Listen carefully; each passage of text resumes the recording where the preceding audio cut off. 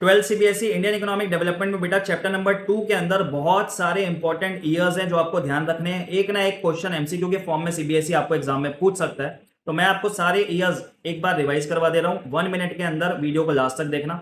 सबसे पहला और सबसे इंपॉर्टेंट ईयर आपको याद रखना है 1950।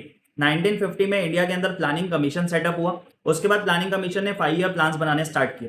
तो पहला 5 ईयर प्लान इंडिया में बना 1951 में, दूसरा 5 ईयर प्लान बना 1956 में इंट्रोड्यूस हुआ वो। इंडिया के अंदर टोटल आज तक 12 5 ईयर प्लान्स बने हैं। लास्ट 5 ईयर प्लान का ड्यूरेशन था 2012 से लेके 2017 तक। उसके बाद 2015 में जब हमारा 12 5 ईयर प्लान चल रहा था, उसी बीच में 2015 में planning commission has been replace by Niti Aayog. अब बात करें प्लानिंग कमीशन या नीति आयोग के चेयरमैन की, तो चेयरमैन कौन होता है सर? हमारी कंट्री के प्राइम मिनिस्टर जो भी होंगे वो उसके चेयरमैन रहते हैं। ठीक है बात। नेक्स्ट आपको ईयर याद रखना है इंडस्ट्रियल पॉलिसी रेजोल्यूशन के अंदर 2 ईयर आपको याद रखना है बेटा। अगर आपसे क्वेश्चन पूछा जाए when was the first IPR of independent India passed, answer होगा 1948। पहला आईपीआर 1948 का था।